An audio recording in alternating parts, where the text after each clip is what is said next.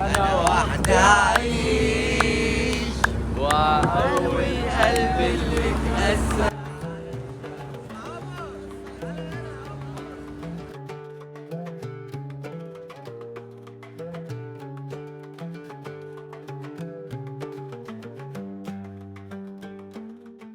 ازيكم يا شباب، اهلا بكم من فيديو جديد. في الفيديو اللي فات انا حكيت لكم ازاي خدت القرار ان انا اسافر من مصر لايطاليا. لو ما شفتش الفيديو ارجع شوف الفيديو الاول وبعد كده تعالى شوف الفيديو ده علشان تفهم التفاصيل اكتر وتفهم القصة كلها من اولها لاخرها.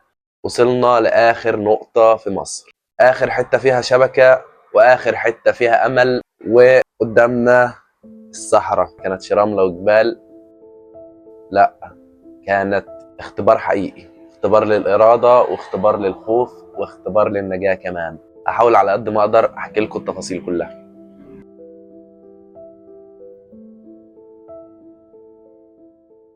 بعد ما طلعنا الهضبة قدامنا خلاص الصحراء، مساحة شاسعة، مش شايف أي حاجة غير رملة وجبال في آخر الطريق، إن كان في آخر للطريق. إحنا طبعا قبل ما نيجي كنا سمعنا عن شوية تفاصيل، بس طبعا كلها ما كانتش حقيقة. الحقيقة فين بقى؟ الحقيقة هنا. طبعا اللي شاف الفيديو اللي فات عارف ان احنا ما كناش اشترينا غير ازازتين مية بس، كيسين بسكوت.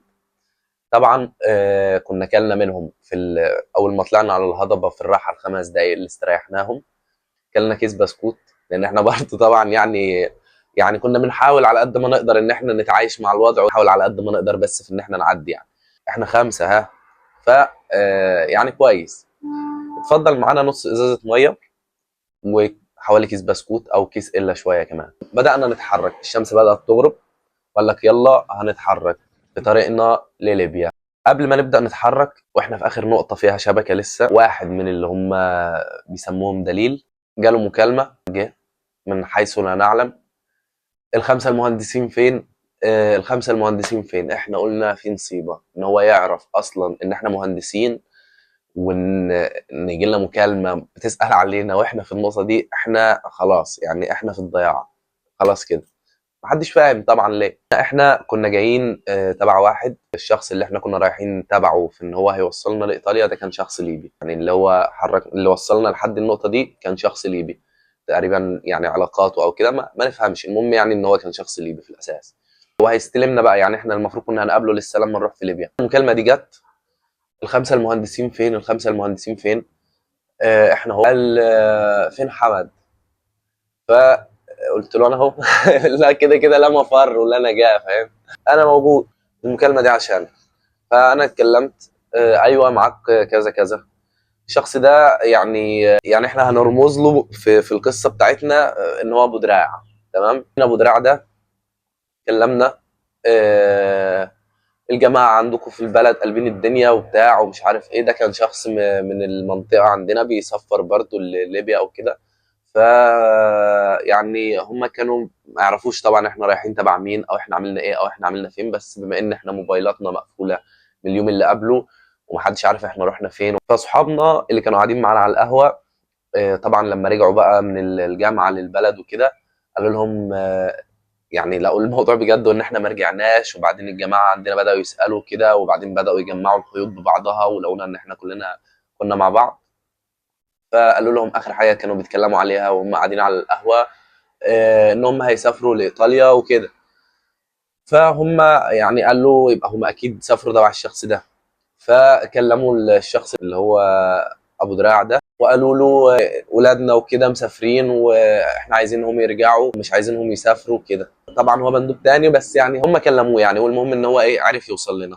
كلمته قالوا ايوه، قال لي يا جماعه عندكم قلبين البلد عليكم وعايزينكم ترجعوا كده واحنا في اللحظه دي طبعا عارفين يعني احنا في قلب صحراء واحنا خلاص وصلنا للنقطه دي. يعني خلاص انت في لحظه ما فيش فيها رجوع يعني.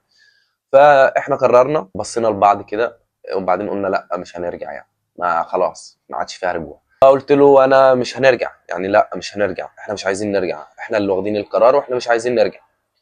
قال لي خلاص انتوا قولوا له ان احنا تبع ابو دراع ومش عارف ايه، طبعا اسم تاني بس انا يعني برمز له برمز ابو دراع ده دلوقتي علشان بس نفهم بعض. لان انا زي ما قلت لكم مش هقول تفاصيل يعني تحطني في مخاطره، لازم تفهموا الموقف. يعني انا مش هقول تفاصيل تحطني في مخاطره، فانا هحكي لكم القصه من غير ما اضر نفسي، بس انا عشان اوعيكم يعني. ما علينا، قال لنا قولوا له انتوا تبع ابو دراع وما تقلقوش وان شاء الله خير يعني وتوصلوا بالسلامه وي وكلام كتير من ده. فاحنا في اللحظه دي ما كناش تبعه، يعني احنا كنا تبع شخص ليبي، فاحنا خايفين. احنا دلوقتي في قلب الصحراء مع ناس احنا ما نعرفهاش وفي موقف احنا يعني لا نحسد عليه، ومش عارفين فعلا اذا كنا نعمل كده ولا هو عايز مثلا هياخدنا عشان يكسب هو مننا، ولا لو قلنا ايوه احنا تبع ده فهتبقى مشكله وهنتضر او هيحصل حاجه. المهم قال لي ابوك عايز يكلمك. ابويا عايز يكلمني، ماشي. فهو حطه معانا على الخط، كلمته، وطبعا كانوا منهارين الجماعه عندنا وكده. فضلوا مصممين ان احنا نرجع، ويعني حاجات كتير بقى طبعا ممكن تتخيل. انا قلت لهم لا انا مش عايز ارجع. انا ما اعرفش والله يا جماعه انا دماغي كانت فين في الوقت ده يعني، بس يعني ده اللي حصل. مش هنرجع خلاص، احنا قررنا واحنا اصلا عندنا الحدود يعني، بس احنا قلنا كده يعني خوفنا لدرجه ان هو مثلا ممكن يبلغوا عننا او كده فهيمسكونا او هيحصل حاجه. قلت لهم خلاص احنا اصلا خلاص يعني يعتبر في ليبيا وما عادش فيه لحظه رجوع يعني، خلاص إيه مفيش بايديكم اي حاجه غير ان انتوا تدعوا لنا بس. وعلى كده قفلنا المكالمه، هنتكل على الله. يلا دخلنا في اول الصحراء. في الاول بدانا نمشي. وهو طبعا ما بيمشيش مباشر، يعني انا عايز اقول لكم ان هو ما بيمشيش كده في خط مستقيم، لا هو كده يمين في شمال يمين في شمال. احنا مش فاهمين، احنا فضلنا نمشي، بس احنا كنا في دماغنا يعني من الكلام اللي كنا بنسمعه قبل كده ان هو حوالي 2 كيلو 3 كيلو خلاص يعني احنا وصلنا، هيجي الصور ومش عارف ايه والكلام اللي كنا سمعناه وبتاع معدي. بس طبعا الكلام ده ما كانش حقيقه.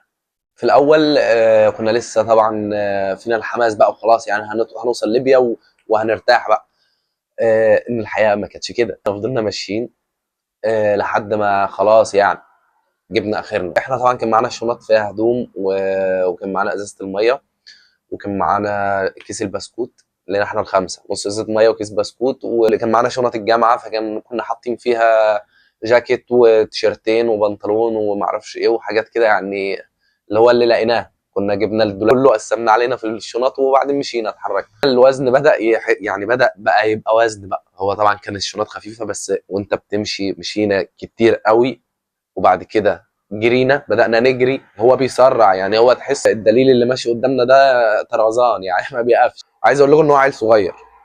عايزك تتخيل معايا ان احنا كنا ماشيين حوالي 100 واحد حرفيا وراه واحد عنده 12 سنه او 11 سنه وعنده اخوه بتاع 9 10 سنين كده، وماشيين واحنا ماشيين وراهم يعني. يعني ما بيقفوش فاهم. هم تقريبا يعني بيعملوا الموضوع ده مثلا ممكن دوريات، فهو رايح جاي فبالنسبه له ده عادي يعني، مش ان هو. اما احنا بالنسبه لنا مش طبيعي. فضلنا ماشيين وراه. في الاول قابلنا اول حاجه زي سور كده. السور ده كانت نهايه الهضبه يعني. احنا كل ده كنا ماشيين واحنا في دماغنا ان احنا ماشيين في الصحراء، بس طلعنا مش في الصحراء، طلعنا لسه على الهضبه من فوق يعني. في سور بدأنا ننزل شبك لبعض كده وبننزل من السور. نزلنا بقى على ارض اوطى حوالي متر ونص 2 متر كده، شقنا طريقنا لقدام بقى اجري. برضه في دماغنا ان هيجي برضه الحاجات سهوله كده، بس الحقيقه ما كانتش كده. احنا فضلنا ماشيين والطريق ما بيخلصش يا جماعه. انت في صحراء، انت عايزك تتخيل ان الطريق ما بيخلص، مش راضي يخلص. احنا نفسنا ان الطريق يخلص وبنتمنى وخلاص. الجو بدأ يليل. بعد ما الجو بدأ يليل احنا واحنا ماشيين، صاحبي اللي كان معاه ازازه الميه تقريبا كانت تقيلة عليه في اللحظة دي من كتر الجري ومن كتر التعب اللي كنا فيه، ومش قادر يمسكها خلاص يعني مش قادر. هتقول لي يا عم ده ازازة المية مش للدرجة دي وده المية انا هقول لكم احنا غلطنا يعني. احنا كان في دماغنا ان احنا خلاص يعني اقصاها ساعة او كده وخلاص. بس احنا اول حاجة رمينا الشنط يعني، اتنازلنا عن الهدوم والحاجات اللي كانت معانا وسبناها، مش قادرين نكمل بيها يعني. يا تسيب الشنطة يا تقعد جنبها. واحدة واحدة بدأنا ننزل نوقع الشنط من على ظهرنا واحدة واحدة. فضل شنطة او اتنين لففهم علينا، كل واحد يشيل شوية كل واحد يشيل شوية لحد ما سيبناها هي كمان. احنا كنا في دماغنا هنوصل بيها بس عشان تبقى خفيف عشان تعرف تمشي وعشان تعرف تجري. بعد ما نزلنا نزلة الهضبة دي وبدأنا نمشي في الصحراء، بدأ الجري بقى. بدأنا نجري اجري. هو يوديك كده يمين كده في كده في كده في كده في كده في كده، الطريق ما بيخلصش. قال لك هنستريح 5 دقايق. اول مره استريحنا 5 دقايق. وهو بقى طول الطريق يقول هانت هانت هانت، خلاص هانت خلاص هانت. فاحنا خلاص هانت دي في الاول كنا مصدقينها. فشربنا نص ازازه الميه اللي معانا، خلصت الميه، كل واحد كان بياخد بق كده، خلصت الميه. البسكوت نفس الموضوع، طول اليوم ما اكلناش، كل واحد كان بياخد بسكوت، بسكوت صغير كده، بسكوت بالعجوه، بسكوت بالعجوه افتكرت، اللي هو المشهور ده، البسكوت مستطيل وفي عجوه من جوه. البسكوت ده على فكره كان فيه سر غريب في الرحله، يعني فضل مكمل معانا طول الرحله لانه له اهميه كبيره. البسكوت ده يعني لعب دور في الرحله، دور كبير قوي البسكوت ده. من هنا خدنا شويه طاقه، وبعدين كملنا اجري اجري اجري اجري جري، مش اللي هو انت طاير اخر حاجه عندك، بس انت بتجري يعني اكنك بتجري تمرينه مثلا. فضلنا نجري حوالي ساعه، في الثانيه، في الثالثه، مش راضيه تخلص. بدانا بقى نعطش من جديد، بدانا نعطش من جديد بقى. انا اولهم يعني، مش هقول ان انا كنت نينجا، لا انا اولهم، كنت عطشان قوي، عطشان جامد جدا يعني. وانا كان معايا ساعتها ايفون 12 برو ماكس. يعني انا حاولت اصور على قد ما اقدر، فهوريكم يعني على قد ما اقدر لقطات، بس في الصحراء ما كانش ينفع ان انا، يعني في المنطقه دي منطقه حدود، فانا ما ينفعش ان انا اصور او ان انا افتح الموبايل اصلا يعني. كنت ممكن اخد يعني، خلصت فما عرفتش، بس يعني كل ما سمحت فرصه ان انا اصور صورت لكم منها لقطه. عدينا ومشينا. اول حاجه بدات اطلب ميه، يا جماعه حد يديني بق ميه، حد يجيب شويه ميه يا جماعه. احنا كنا 100 واحد طبعا، ففي ناس كان معاها ميه، مش ان ما كانش فيه، لا كان في ناس معاها ميه، بس كل واحد خايف بقى، كل واحد خايف على شويه الميه اللي معاه. في اللي جاي اصلا من مصر وسامع، وحد مثلا قريبه او كده عمل التجربه دي فحكى له، او يعني عنده خبره، فكان معاهم ازايز ميه صغيره كده، اللي هي العاديه، الازاز الميه الصغيره. انما احنا ما كناش نعرف يعني، خارجين من الجامعه على هنا، فما هنعرف منين؟ محدش رضي يديني ميه في الاول، فاستحملت، قلت استحمل شويه. وبعدين كملنا، بدات صحتي تقع خالص يعني، بدات الصحه بقى تروح خلاص، ما عادش فيه يعني. فاعمل ايه طيب؟ وصل المرحله ان انا من كتر ما طلبت ميه مفيش. الدليل طبعا كل ما يلاقيك حد بيتكلم محدش يتكلم، ما حدش يتكلم، هضربك طلقه هضربك طلقه. يعني الواحد اصلا بيطلب ميه بخوف، انت متخيل؟ وهو عيل صغير عنده 12 سنه بس يعني. هو المرشد بتاعك، هو دليلك، هيسيبنا في الصحراء وهنختفي. هم طبعا لابسين لبس يعني صحراوي، واحنا بالليل، احنا خلاص بقينا بالليل بقى. فانا عايز اقول لكم ان هو حرفيا يعني، لو هو جري شويه وهو في صحه وبيعمل كده على طول واختفى بالليل، 100 واحد هيموت، فانا لازم هستحمل. بدانا بقى نقع، وبدا في واحد يقع والتاني والتالت، بدات الناس تقع. وطبعا كان معانا ناس كبيره واطفال، اطفال بدات تتعب. بدا الناس اللي فيها صحه شويه تشيل الاطفال الصغيره، والناس الكبيره بدات تقع. كان عندنا واحد عنده يعني مرض الله يعافينا كبيره، فما قدرش يستحمل. انا اصلا ما اعرفش هو عامل كده ليه وهو يعني في السن ده، بس المهم وقع يعني، جات له تقريبا غيبوبه. المندوب ده بصراحه ما اقدرش يعني اقول ان هو سابه، بس هو قعد يقول له هسيبك، وقعد يقول له هسيبك تموت هنا، هسيبك تموت هنا. وهو الراجل ما بيردش عليه، الراجل في غيبوبه يعني، انت بتتكلم في، انت بتتكلم فين، فاهم؟ ويضرب فيه، قعد يديله حرفيا ضرب يعني، شغل اكشن، شغل اكشن. بدا بقى بدا يضربه فعلا يعني، ضرب جامد، ضرب جامد جامد يعني، مع عصايه كده، ونزل فوق ضرب بيها. فعلينا فوقه في الاخر يعني. وكان معانا افريكان، افارقه، شالوا الراجل ده وشالوه، والله كتر الف خيرهم يعني. بشكركم يا جماعه، مش عارف هتشوفوا الفيديو ده لا، بس انا بشكركم يعني لانكم رجاله. فاتنين شالوه قصاد بعض كده ومشوا بيه يعني، لحد ما فاق يعني. الصغير ده المندوب اداله شويه ميه فوقه يعني، وبعدين مشوا. انا يا جماعه هموت، انا عطشان، فحد يشوفني، حد يبص لي، فانا ما فيش. وصل بيها الحال ان انا قعدت اسالهم مره واثنين وعشرة، ومحدش برضه راضي. وصل بيها المرحله ان انا قلت لهم طب بصوا يا جماعه، حد يديني بق ميه في غطا بس، يعني يحط لي شويه ميه في غطا الازازه، حد يحط لي شويه ميه في غطا الازازه بس يا جماعه، قابل لي ريقي بس، قابل لي ريقي هموت. وهدي له الايفون يعني، وهدي له الايفون بتاعي، وهفتح له الاي كلاود كمان. كانوا بيبصوا لي كده وهم ساكتين يعني. انت فاهم؟ شفت انت قاعد بتتكلم نفسك وهتموت، انت بتموت، انت بتموت من العطش ومن الجوع، وهم معاهم، فاهم؟ بيبصوا لك كده وهم ساكتين يعني. هيعملوا ايه؟ خايفين على حياتهم، كل واحد فيهم في دماغه ان دي اخر لحظه في حياته، ان هو خلاص يعني هيعيش على قد ما يقدر. فشويه الميه دول هم منفذه الاخير، اخر منجد له في الحياه، اخر شويه ميه نجده له في الحياه، هم ممكن اللي عاشوا. فانا قادر اتخيل يعني، مش بلومكم والله، بس يعني بحكي تفاصيل. فانتوا اللي بتشوفوا الفيديو عارف ان انتوا هتشوفوا الفيديو ده.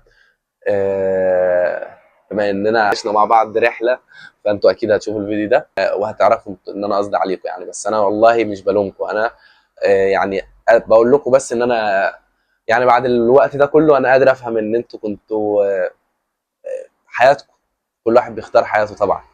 لحد ما جبت اخري وقعت انا كمان. جالي المندوب اللي هو عنده 12 سنه، قوم قوم، مش يعني هم بداوا يجروا وسابوني واقع. بصراحه يعني اصحابي دول رجاله والله يا جدعان، انا اتشرف بيهم في اي حته في الدنيا. هم برضو كانوا تعبانين بس شالوني يعني. ومن هنا حطينا ايدنا في ايد بعض كده كده يعني كده كلنا احنا الخمسه، وقلنا يا نوصل كلنا يا هنموت كلنا. بدأنا نجري بقى كلنا. بحبكم تاني والله لله. شدوني هما، مسكنا في ايد بعض وفضلنا نكمل لحد ما فعلا ما عدتش قادر يعني. ريقي نشف، بطني هموت. احنا ما كناش واكلين غير شويه بسكوت، واليوم اللي قبله كنا واكلين كيسين مولتو وشويه حاجات كده يعني خفيفه، علشان احنا كنا في دماغنا ان احنا كل ما نبقى خفاف كل ما نبقى احسن يعني. بس عدى يومين وواحد ما دخلش حمام يعني، فالواحد بطنه بدأت تهضم بقى يعني. بطني هضمت 20,000 مليون مرة الأكل اللي جوه، فبدأت توجعني، تعبني وعايز أشرب. هروح فين وهعمل إيه؟ انا ما عنديش فرصه ان انا اقف اعمل حمام يعني. انا لو اما انا كنت بفكر ان انا عايز اقف يعني، انا عايز اقف اعمل حمام في اي حته يعني. طبيعه هقول لكم ايه، انا في صحراء ما فيش مفر يعني.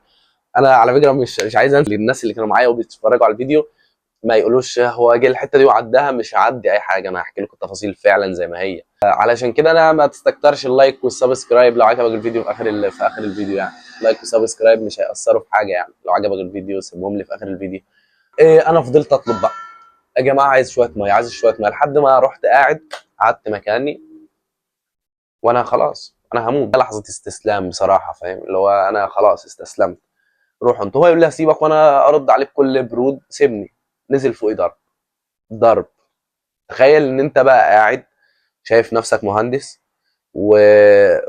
وفي خلال يوم ونص يومين انت بقيت في يعني يوم ونص في خلال يوم ونص بعد ما كنت مهندس بقيت قاعد في قلب الصحراء، في قلب صحراء حرفيا مفيش اي حاجه حواليك خالص.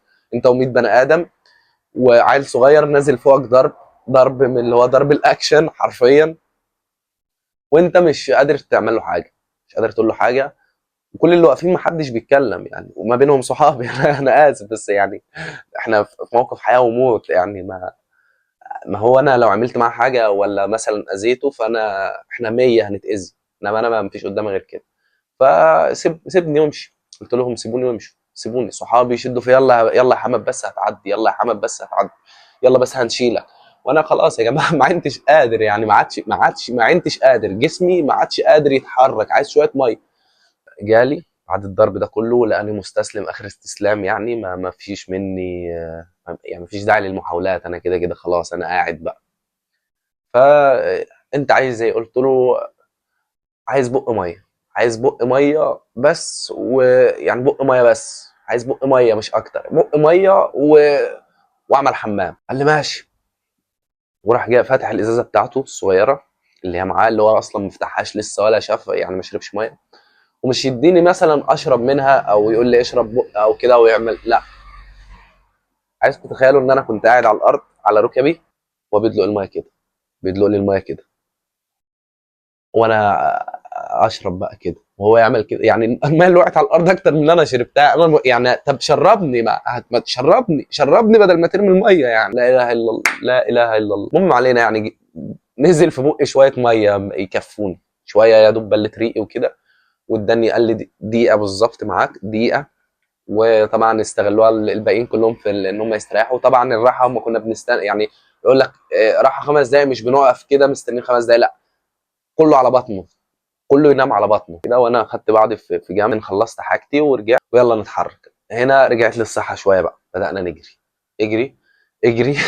انا عايزكم تتخيلوا ان الكلام ده كله خد له 3 4 ساعات يعني. انا بحكيه لك كده انت ممكن ما تفهموش قوي، بس انا قادر اتخيلك ان انت لو ما فهمتوش ده مش مشكله فيك، بس يعني صحراء، فانت ممكن تتخيل ايه اللي هيحصل فيها. كنا بقى خلاص يعني في قلب الليل، ووصلنا لمرحله ما فيش، بدانا نخش في منطقه اللي فيها جبال. فقبل الجبال كان في، دخلنا منطقه فيها زلط بقى، زلط من اللي هو الكبير ده، زلط كبير وحتت صغيره وزلط.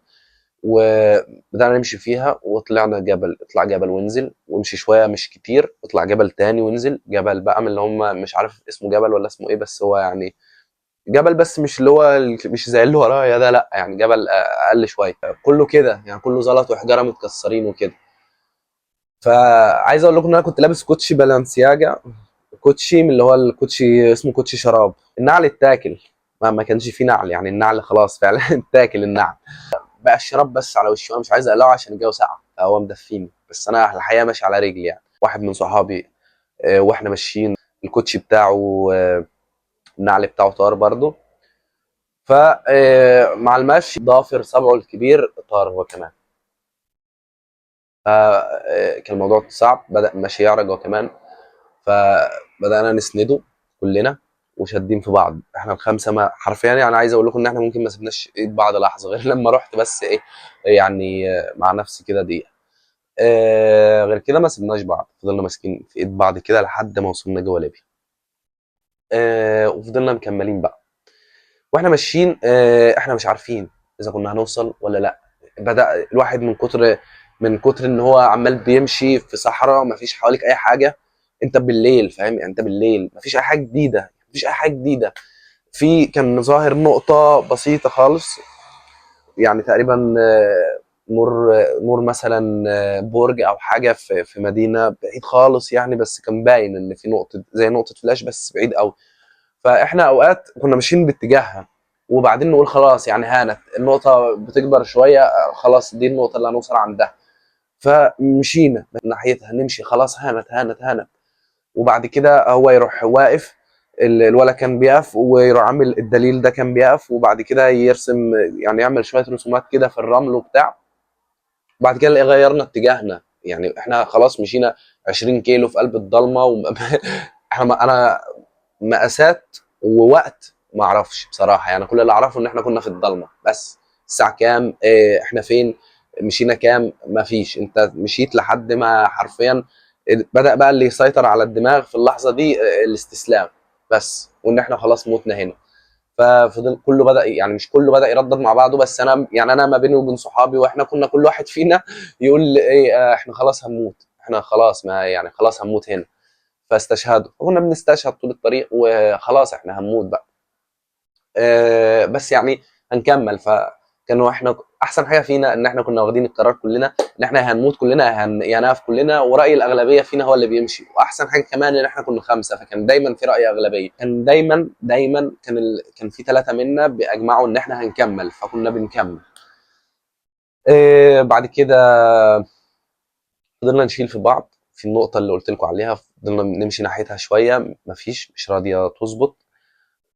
بعد كده نغير اتجاهنا، وبعد كده النقطة دي بعد تاني، بعد كده نفقد الأمل تاني ونرجع تاني، وهكذا من هنا لحد ما مشينا. جه أول سلك عديناه، كان سلك كده ملفوف، سلك شوكي، عدينا السلك الشوكي، وبعد كده فضلنا مكملين تاني لحد ما جه سلك تاني عديناه. وبعدين كان المشكلة بقى يعني الغريب بالنسبة لنا في الموضوع كله إن إحنا في صحراء وعلى حدود وعلى سلك، والدليل ده يعني كان شاطر لدرجة ان هو كان بيوصلنا عند الفتحة بالظبط اللي فيها السلك، يعني ان هو انت متخيل ان انت ماشي والسلك ده مقطوع وجاهز وفي حتة ان هو هنعدي منها، فاهم يعني. هو مش تايه ولا وصل عند سلك فهيعديك من اي حتة وانت هتوصل في اي حتة، لا ده هو ماشي على طريق اكنه مرسوم، اكنه شايف طريق بالنسبة له يعني، انما احنا مش شايفين حاجة. وبعد كده عدينا، قال لك استريحوا 5 دقايق هنا، استريحنا تاني 5 دقايق، مفيش بقى اكل ولا شرب وخلاص، بس يعني خلاص ربنا يهونا عليكم ويصلح طريقكم. لاصحابي القريبين مني اللي كانوا معايا وكانوا ماسكين في ايدي، وربنا يهونها على الناس التانية. انا طبعا ما اعرفش اخبارهم كلهم، اتمنى ان هم كلهم يبقوا بخير يعني، لان الناس دي تعبت فعلا وتستاهل عشان بس يشوفوا حياة من اللي هم نفسهم فيها ايا كانت هي ايه، بس كل واحد كان بيسعى لهدف، يعني محدش هيعمل كده غير لما كان بيسعى لهدف يعني نفسه. جينا بقى للحظة خطيرة بقى شوية، في يعني بعد اول ما دخلنا بقى في حدود ليبيا، احنا كده خلاص خلصنا، يعني عدينا من مصر وما عادش في مصر تاني، خلاص احنا في المجهول، احنا في قلب المجهول يعني، بس احنا مش في مصر. آه، بصراحة كنا بنسمع ان في ضرب نار بيحصل على الحدود والكلام ده، بس يعني احنا في رحلتنا الحمد لله ما كانش في الكلام ده يعني، ربنا سهلها معانا. هنا بقى جه في سلك كده، كان في ألغام، وصلنا لمنطقة ألغام. ف لقيناه وقفنا كده مرة واحدة، المندوب ده وقفنا مرة واحدة كده، اقفوا اقفوا، اعملوا طابور كده، اعملوا طابور، ما فيش حد يتحرك بره عن الخط ده، الطابور ده بالظبط، وقعد يظبطنا هو، قال لك كل واحد يحط رجليه مكان خطوة التاني بالظبط. وعلشان كان في سلك رفيع قوي حرفيا يعني لا يرى، انا نفسي افهم هو عارف يعني، عارف اصلا ان احنا وصلنا هنا ازاي، او هنا ازاي. ما علينا ان هو كان شاطر، عدينا، عملنا طابور، واحد واحد يعدي. ونفس الراجل الكبير اللي هو كان واقع قبل كده اغمى عليه تاني، والافارقه شالوه تاني، فكتر الف خيرهم للمره التانيه. وعدينا. ومن هنا هو بقى فضل يعني، كلنا فقدنا الامل بقى، وان احنا خلاص احنا هنموت، طب طمنا احنا فين. هو برضو اللي يعني هو مش عايز يتكلم، ومش عايز يقول تفاصيل، ومش عايز يقول احنا فين، ومش عايز يقول اي حاجه خالص، مش عايز يتكلم يعني، هو مش بيتكلم، هو بس شغلانته هو هياخدنا يوصلنا مش اكتر ولا اقل، مش عايز يتكلم مع حد، ومفيش حد في نفس الوقت عارف يعمل له حاجه يعني. هو طوق نجاتنا الوحيد، آه، ما عادش موجود، هو احنا كلنا مش موجودين. لا اله الا الله. عدينا نقطة الألغام دي، وبعد كده عدينا ومشينا. لقينا بقى 3 عربيات، 3 عربيات نص نقل، اللي هم مفتوحين، اللي هي العربيات اللي بتحمل الأنابيب في مصر. وركبنا عليهم، ركبنا فيهم. هنا قال لك احنا خلاص في ليبيا بقى، يعني احنا كده وصلنا ليبيا خلاص. فركبنا، حملنا ركبنا في العربيات كلنا، قال لك اركبوا، وصلنا. الحمد لله الحمد لله الحمد لله، ألف حمد وشكر لك يا رب، والله الحمد لله. ركبنا العربيات دي، وكنا واقفين مترصصين كده يعني، 1 2 3 4 5 20 30 60، ترصينا كلنا في العربيات، واقفين كده كلنا وماسكين في بعض، وهو طايرين، العربيات طايرة واحد ورا التاني، طايرين حرفيا ورا بعض.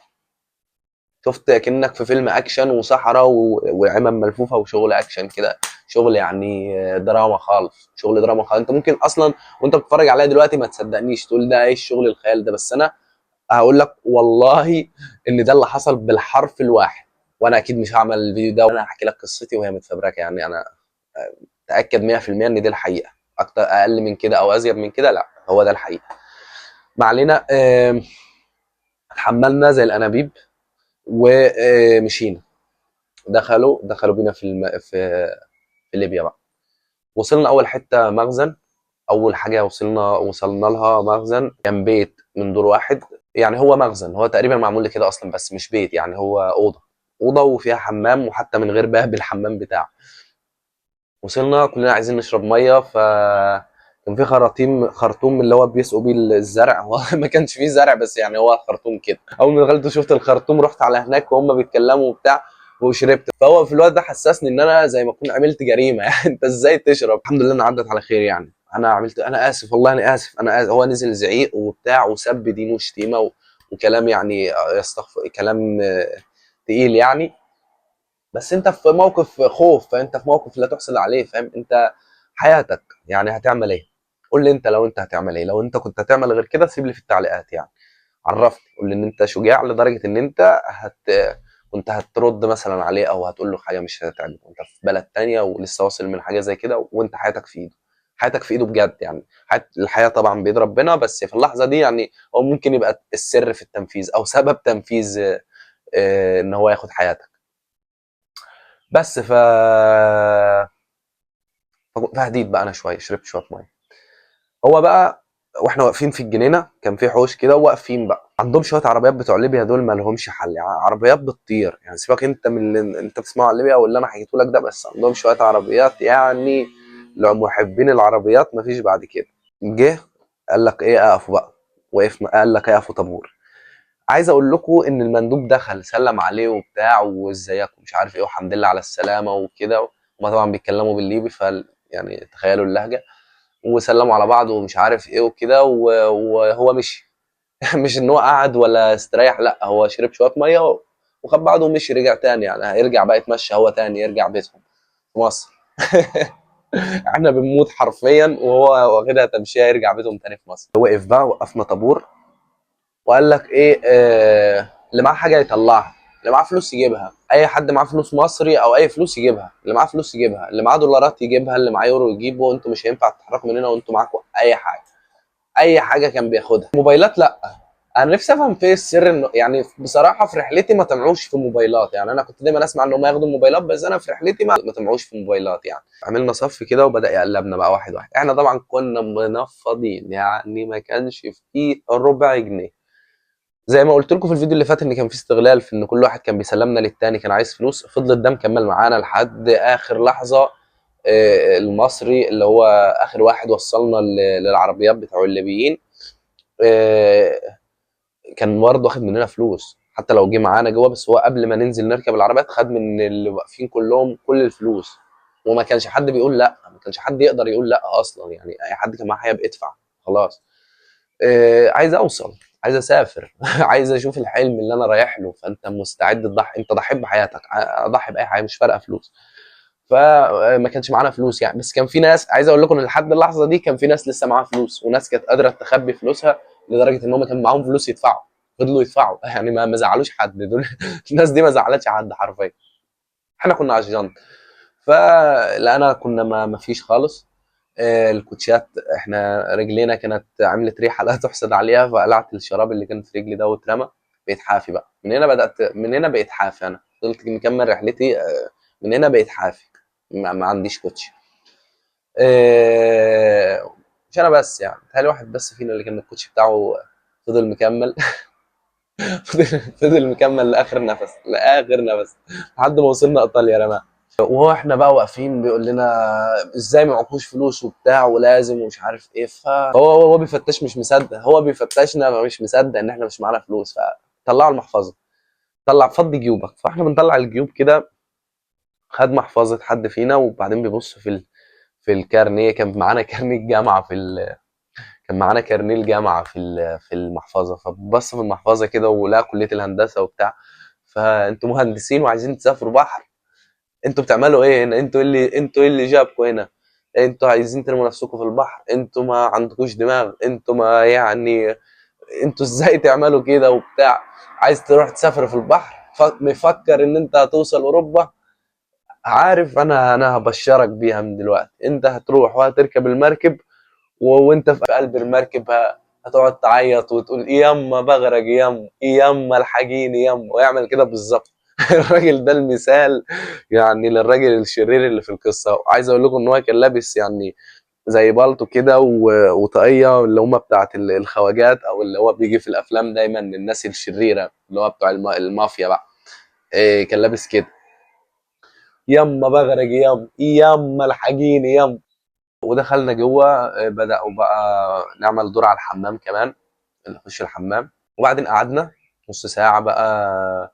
بدأ الناس، كان في ناس عاملة حسابها زي ما قلت لكم من مصر وناس عارفة. فكان في ناس معاها موبايلات وناس معاها عاملة شحن رصيد دولي وكده. فبدأوا يطمنوا أهاليهم، يبعتوا رسائل لأهاليهم ويطمنوهم. وللأسف ما كانش معانا أي حاجة ولا كان عندنا فكرة عن أي حاجة من اللي بتحصل دي. ففضلنا قاعدين، يعني ما عرفناش نوصل ان احنا نطمن اهلنا في الوقت ده. الا عن طريق واحد كان من بلد جنبنا. يعني ترجيناه في ان هو يبعت رساله لاهلنا يطمنهم مع رسالته. يعني هو كان بيبعت رساله لان الرساله الدولي بتبقى بتكلفه عاليه، وهو مش عامل حسابه للدرجه دي. فكتب في الرساله يعني طمنوا اهل المهندسين اللي من البلد الفلانيه عليهم وكده. كتر الف خيرهم يعني، وكتر الف خيرك انت كده لو هتشوف الفيديو ده. فضلنا قاعدين حوالي ساعه، كل ده في نفس اليوم ونفس الليله كده، حوالي الساعه 6 7 الصبح، يعني في لسه طلوع النهار وكده. يعني المخزن الاول ده قال لك بقى كل مندوب، يعني احنا طبعا المياه كلهم مش تبع واحد بس، كان تبع ناس كتير. الناس ما تبقى مناديب وكلهم تقريبا بيوصلوا لنفس الجهه في الاخر، او ما تفهمش يعني. بس هي شبكه، هي شبكه يعني، مش ان هو واحد بس. فقال لك ايه اللي تبع كذا يجي هنا. وبعد كده بدأوا بقى المناديب بتاعتهم يجي كل واحد يجي ياخد المجموعه بتاعته. المندوب كل مناديب بقى اللي هم في ليبيا، كل واحد بدأ يجي ياخد المجموعة بتاعته. احنا فضلنا قاعدين لحد ساعتين 3 كده في المخزن ده، ريحنا شويه، اللي نام شويه واللي راح شويه، واللي قعد يصعب عليه حاله شويه، واللي قعد يفكر شويه، واللي قعد يفكر في المستقبل شويه، واللي عايز عمال يفكر في ان هو يرجع شويه، واللي يعني كل واحد بقى بتفكيره، يعني الله يعينه في الوقت ده. جه بقى واحد خدنا، جه المندوب خدنا قال لك اللي تبع ابو دراعي فين؟ فكنا احنا الخمسه بس، فلقينا احنا خمسه بس، ما لقيناش كتير، فقال لك لا استنوا بقى تاني. فالناس كلها بدأت تفضى، وفضلنا احنا ومجموعة كمان حوالي 20 30 واحد. جت عربية في الآخر خدتنا كلنا احنا ال 30 واحد، وخدنا ودانا، وفضلنا ماشيين بقى، حطينا في عربية نص نقل برضه تاني، يعني 90% من العربيات كانت نص نقل، هي تقريبا عربيات شاص، نوعها تقريبا شاص، عربية دفع رباعي وكده، بس يعني بصندوق ورا مفتوح والكابينة، يعني الكابينة وصندوق ورا، ده أغلب العربيات. ركبنا في العربيات، اتحملنا شبه زي ما يكون اكياس البسكوت بقى. قبل كده كنا واقفين شبه البني ادمين الانابيب، دلوقتي لا، احنا اترصينا كده ولازقين في بعض، وطبقه تانية مننا، طبقه بني ادمين تحت وطبقه بني ادمين فوق، وواحد كده وواحد كده، يعني قفل المربع جوه، بس طبعا اللي تحت بيموتوا، وحط فوقنا مشمع وقال اللي هيتكلم هطخه بالنار هموته. ما حدش يتكلم، ما حدش يتكلم. مشي بينا شويه حلوين يعني، وبعد كده لقينا بينزلنا في مخزن. المخزن ده مش مخزن، زريبه. معرفش انت منين، انت بتتفرج على الفيديو منين، بس زريبه يعني لك هتتخيل شكل الزريبه عامل ازاي. حظيره حيوانات، حظيره معيز، كانت حظيره معيز، يعني الريحه اللي هناك كانت ريحه معيز. ورمانا جوه، نقعدوا هنا، قعدنا نص ساعه او ساعه او ساعتين. طبعا الموبايلات فاصله شحن، فما فيش وقت، كلها فاصله، كل الموبايلات فاصله. بعد كده جه واحد تاني خدنا من المخزن اللي هو حظيره المعيز دي، ودانا على حظيره بهايم. لقينا هناك مجموعه ناس تانية، فبقينا يجي 50 واحد مع بعض في المخزن ده. دخلنا قعدنا فيه شويه. هنا بقى رن علينا ابو دراع، جالنا مكالمه بقى، قال لنا ايه المندوب بتاعكم عايز يطمن عليكم، فكلمناه طمن علينا. قال لك انتوا كويسين وبتاع، قلنا له احنا مش كويسين خالص، احنا بنموت، احنا عايزين ناكل وعايزين نشرب كده، وده ما ينفعش، واللي حصل فينا ده ما ينفعش. قال لك خير وهانت ومش عارف ايه وبتاع، واطمنوا وهانت، وقعد يطمن فينا. هو طبعا بيعمل كده عشان فلوسه، يعني هو عمال بيعمل كده عشان فلوسه، فاهم؟ عايز فلوسه، هو يكمل معاك، لسه ما خدش فلوس، يعني كل ده على الحساب بيتأيد. فاحنا لو واحنا نقول له لو لا، المهم بس يعني عايزين ناكل او نشرب او اي حاجه. فتقريبا اتكلم معاه واللي هو السواق ده، وخلاه جاب لنا شويه بسكوت، لنا يعني حوالي كل واحد كيس او كده، وكلنا. وطبعا احنا لسه بنعين، يعني احنا ما فيش الثقه لحد احنا في اللحظه دي، ما فيش ثقه بقى ان كل واحد يخلص البسكوت بتاعه، لا احنا يعني بقى ايه، احنا ما فيش اي ثقه بقى خلاص، يعني هو كل واحد بياكل على قد يا دوب بس يحس ان هو كل، علشان ما خايف ان ده يبقى اخر كيس بسكوت بقى خلاص، يعني الفكره لزقت هنا ان انت خلاص يعني ميت ميت. من عربيه لعربيه تاني في ليبيا، وفي الاخر وصلنا للمخزن اللي هو قعدنا فيه 12 يوم. في ال 12 يوم دول اتنقلنا حوالي 5 6 مخازن، وبعدين في الاخر وصلنا لمخزن كانوا بيسموه الفيلا. فانا عايز اقول كل ما اكلمكم على مكان تخيلوه، عشان لو هتتخيل معايا القصه، كلها كانت دور واحد، كلها دور واحد، وكلها لها حوش تختلف طبعا الكبير من الصغير وكده، بس كلها دور واحد وكلها لها حوش. انما المخازن اللي انا قلت لكم زريبه، هي كانت يعني زي اوضه كده موجوده في قلب الصحراء، لا حد يعلم عنها اي شيء، واحنا اترمينا جواها، ومعفنه فعلا، يعني الله اعلم كانوا بتستخدم في ايه، بس ريحه معيز، ريحه حيوانات. وصلنا للفيلا، فيلة المعلم الكبير، كانوا بيسموه المعلم الكبير، هم كانوا بيسموه كده. رحنا قعدنا هناك، طبعا اتفرقنا كل مجموعه بقى زي ما قلت لكم، كل مندوب خد مجموعته، واحنا في المكان ده كنا 30 واحد. فاول ما وصلنا هنا استقبلنا بقى، وجاب لنا اكل وشرب، وقضينا وصلينا، واليوم عدى. وبعد كده تاني يوم جالنا المجموعة الجديدة 5، وبعد كده اليوم اللي بعده 5، واحنا في دماغنا ان هو قايل لنا يومين وهتتحرك. بعد يومين بالظبط راحة استريحنا فيهم. المكان ده له صور، يعني هوريكم صوره زي كده بقى. ده الفيل، وده الاكل اللي كنا بناكله بالفيل. آه يعني اول يوم بس جاب لنا فراخ، حلاوة استقبال يعني، طلعنا محظوظين. وبعد كده كل يوم بقى نفس الاكلتين، هم اكلتين ما لهمش تالت: فول ومبكبكة، طبق فول ومبكبكة. بس 10 بياكلوا في الطبق، 10 بيقعدوا كده دايرة على الطبق وبناكل فيه، كل واحد طرف خبز، كل واحد كان بيجيله طرف خبز وغمز بقى كل اللي بيلحق. هو الطبق محطوط في نصنا للمرة التانية. الفيديو ده للتوعية ومش بنصح أي حد إن هو يعمل كده، يعني أنا بحكي اللي أنا شفته علشان أوريكم المعاناة، مش علشان إن أنا أشرح تفاصيل في إن حد يعمل كده. لا أنا ما انصحكش، أنا ربنا نجاني، أنت ربنا ممكن الله أعلم إيه اللي يحصل. يعني في ناس زي ما أنا عشت، في ناس كتير ماتت، يعني ربنا يرحمهم. فالموضوع ده يا جماعة هرجع أفكركم إن الموضوع ده مخاطرة مش سهلة، وما انصحش أي حد بيها، والكلام ده من القلب. ومش معنى ان انا وصلت، أنا بحمد ربنا كل يوم ان انا لسه عايش بس. ما تعملوش كده. اشترينا خطوط ليبيه، ويعني اشترى لنا خط، فكنا بنعمل الاشتراك كلنا باقه وبنفتح نت وبنكلم الجماعه عندنا. وطبعا كانت الاسعار غاليه واحنا ما كناش عايزين نتقل على الجماعه وكده. الواحد بقى دقنه بدات تبقى كده بقى، الواحد دقنه بدات تبقى كده وشعره بدا يكبر والحاله بدات تبوظ خالص. فبدانا نحلق دقننا لنفسنا، جابوا لنا شفرات حلاقه اشتريناها. كل حاجه بفلوسنا، يعني كل حاجه بفلوسنا، ادفع كله بدفع من مصر. احنا كل شويه زن هنمشي امتى، هنمشي امتى، هنمشي امتى. يوم ما احنا وصلنا ليبيا قالوا لنا ان لسه في رحله ماشيه اليوم ده، اللي هي الرحله اللي وصلت اليونان والاخبار كلها كانت بتتكلم عنها. غرقت ولحقوا منها ناس، وناس اتوفوا وناس وصلوا. اول رحله وصلت اليونان، لو تفتكروا لما كان في الهجره من سنتين ونص اول رحله وصلت اليونان. فهنا احنا بدانا نتردد، وبدا مننا نقول برضه، بدانا نقول عايزين نرجع، هم برضه يصبروا فينا. وبرضه نرسى القرار في الاخر، ما احنا الخمسه ما بيننا وبين بعض ان احنا هنكمل مش هنرجع. جه ناس كانوا جايين طيران، كانوا بيعملوا تاشيرات وان هم يجوا على ليبيا مباشر، طيران من مصر لليبيا وبيجوا بعد كده بعد ما يوصلوا بيروح يقابلهم المندوب ياخدهم ويجيبهم لنفس المكان اللي احنا فيه. وقعدنا كلنا سوا وعشنا كلنا نفس العيشه في ليبيا يعني. بس وبعد كده جه قال لنا هتدفعوا الفلوس. المندوب اللي هو ابو دراع وقال لك ايه، الجماعه عندكم خليهم يجهزوا الفلوس علشان المركب بتاعتكم هتطلع ايه بعد يومين.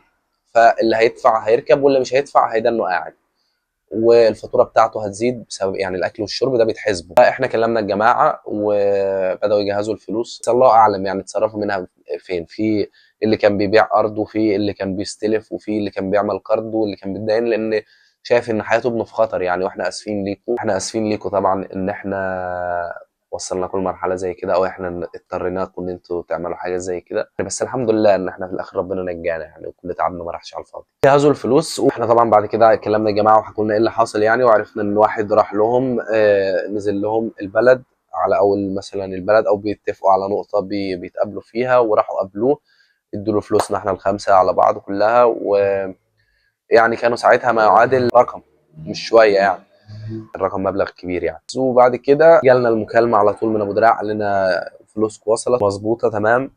على طول على طول يعني اول ما الجماعه كلمونا وقالوا احنا دفعنا، احنا لسه يعني هنخرج نعرفه بره. هو اتصل عليه الشخص اللي ماسكنا جوه في الفيلا اللي هي مخزن، قال لنا دخل لقينا دخل قال لنا انتوا تمام كده فلوسكم اتدفعت. احنا انبسطنا يعني طبعا، وفي نفس الوقت خايفين. احنا بقى في شويه امل ان احنا هنسافر بقى، هنسافر بقى.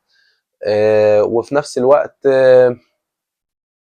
يعني الكلام ده ما حصلش بسهولة كده طبعا. قبل ما أهلنا يدفعوا كلمونا 20,000 مليون مرة، وبرضه يطلبوا مننا الرجوع وكده، واحنا اللي فضلنا مصرين على كده يعني. هم ما عليهمش أي غلط، بالعكس هم كتر ألف خيرهم إن وقفوا جنبنا، واحنا اللي كان علينا كل الغلط ساعتها يعني. شباب بقى طايش وبتاع، وفضلنا منشفين دماغنا يعني.